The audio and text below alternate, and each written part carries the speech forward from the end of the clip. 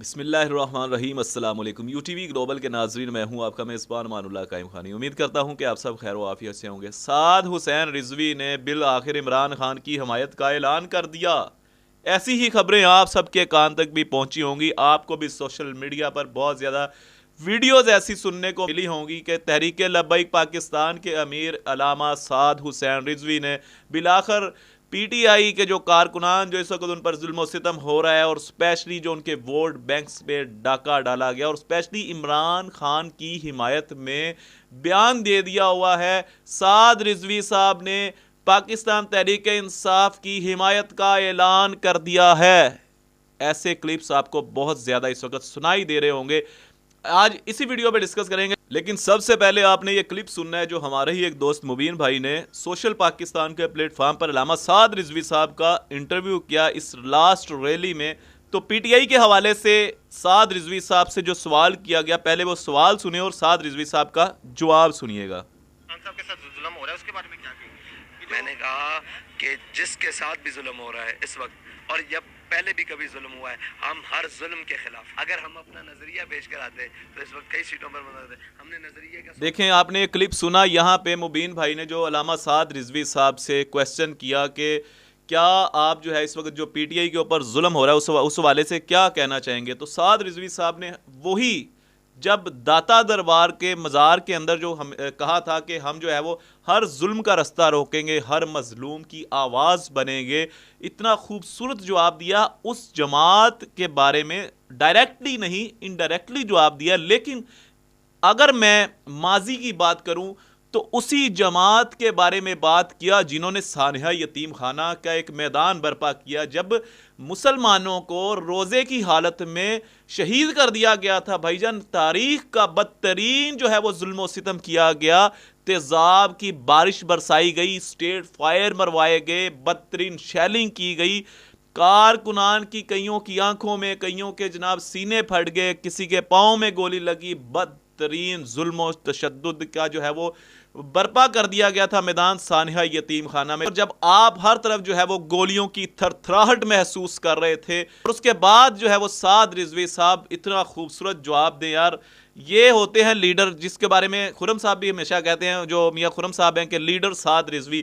دیکھیں کتنا خوبصورت جواب دیا کہ میں جو ہے وہ ہر ظلم کے خلاف کھڑا ہوں، میں جناب ہر جو مظلوم ہے اس کی آواز بنوں گا۔ نہ صرف یہ بلکہ ایک اور کلپ بہت زیادہ وائرل ہو رہا ہے جس کے اندر آپ دیکھ سکتے ہیں کہ علامہ سعد رضوی صاحب ووٹنگ والے دن جب پی ٹی آئی کے کیمپ کے سامنے سے گزرتے ہیں تو پی ٹی آئی کا ایک ورکر خواہش ظاہر کرتا ہے کہ علامہ سعد رضوی صاحب میں آپ کے ساتھ ملنا چاہتا ہوں۔ تو سعد رضوی صاحب ایک لیڈر، ایک اتنی بڑی جماعت کے لیڈر، اگر بات کی جائے حقیقتاً اگر بات کی جائے تو میں سمجھتا ہوں اس وقت سب سے بڑی مذہبی اور سیاسی جماعت کے لیڈر ہیں علامہ سعد رضوی صاحب۔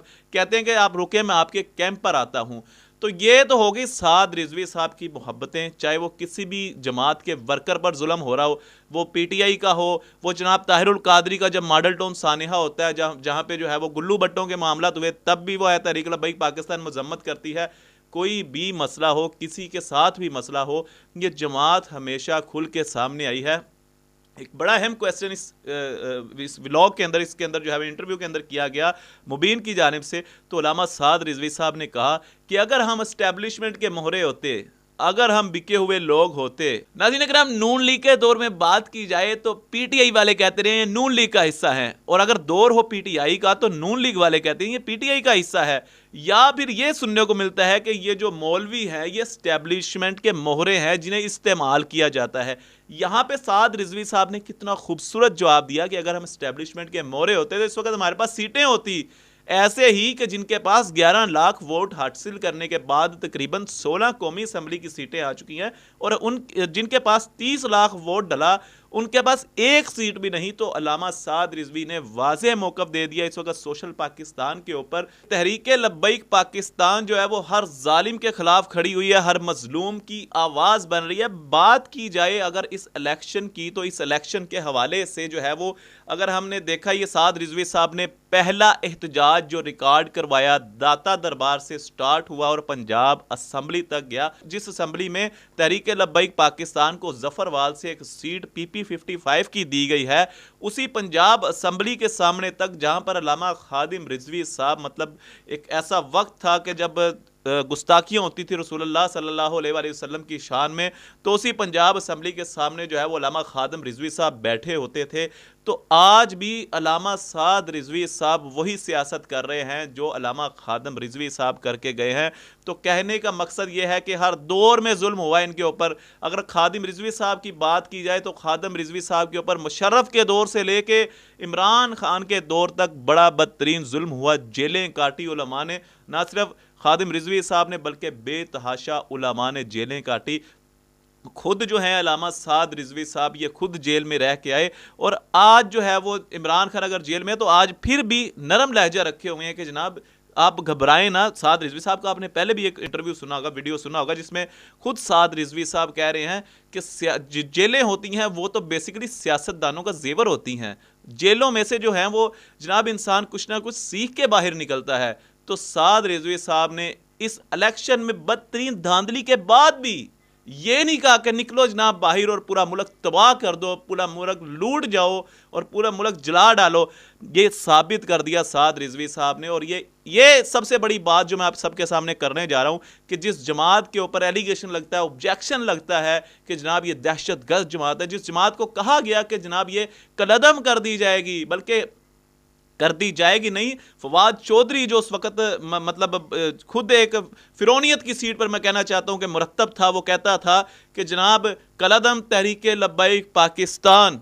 आज तहरीक लब्बैक पाकिस्तान वहीं पर मौजूद है, लेकिन वो जमात ना रही, उसका नामो निशान ना रहा, खुद फवाद चौधरी ना रहा, इस्तेहकाम पाकिस्तान में चला गया या किसी और पार्टी में चला गया। तो ये जो है ना लोटे ये आते जाते रहते हैं। कहने का मकसद सिर्फ ये है कि साद रिजवी साहब इतनी बड़ी धांधली होने के बाद भी खुद NA 50 अटक की सीट से जीतते हुए जो है उनको तीसरे नंबर पे कर दिया गया, जो है वो फैसला चैलेंज कर दिया गया वो अदालत में। उसके बावजूद भी इस मुल्क का एक पत्ता नहीं तोड़ा। दाता दरबार से लेके पंजाब असम्बली तक रैली निकलती है, इस मुल्क का एक पत्ता तक नहीं तोड़ा। तो यहाँ से आप अंदाज़ा लगा लें कि तहरीक लब्बैक पाकिस्तान कितनी पुरअमन जमात है। यही वजह है कि इंडिया के जनाब बड़े बड़े न्यूज़ चैनल्स जो हैं वो कवरेज करते हैं तहरीक लब्बैक पाकिस्तान की। यही वजह है कि जनाब BBC जो न्यूज़ हिंदी है वो तहरीक लब्बैक पाकिस्तान की कवरेज करने आता है। यही वजह है कि BBC न्यूज़ जो अमेरिका में चलता है वो तहरीक लब्बैक पाकिस्तान की रैलियों की कवरेज करने आता है। और जिस तरह खादिम रिजवी साहब कहते थे कि मेरी तकरीरां जड़ियां ने ना USA ਦੇ ਵਿੱਚ अमेरिका का जो ट्रंप सदर है वो कहते थे कि अमेरिका को जो सदर है वो मेरी तकरीरों की ट्रांसलेशन करवा के सुनता है। तो ये हमने आपको सबूत भी दे दिया है कि BBC कवरेज करने आता है। तो कोई ना कोई तो बात है इस जमात के अंदर कि जनाब इतने ज़्यादा वोटर्स होने के बावजूद इनके हक पे डाका डाला जाए। और मैं जो बात पहले भी कह चुका हूं कि जिस जमात को घास ना डाला जाए, 30 लाख वोट, 30 लाख से ज़्यादा वोट लेने के बाद भी उस जमात को इंटरनेशनल मीडिया खुद आके कवरेज दे रहा है। तो भाईजान कुछ ना कुछ धांधली, बल्कि धांधली नहीं, मैं कहता हूं कि धांधला तो ज़रूर है। तो नाज़रीन करम, आपने कमेंट सेक्शन में बताना है कि साद रिजवी साहब ने जो मजलूम की आवाज़ बनने की बात की थी, हर जालिम के खिलाफ खड़े होने की बात की थी, उस हवाले से अभी तक पूरा उतरे हैं। आप भी कमेंट सेक्शन में बताइएगा। अपना बहुत सारा ख्याल रखिएगा। अल्लाह निगहबान।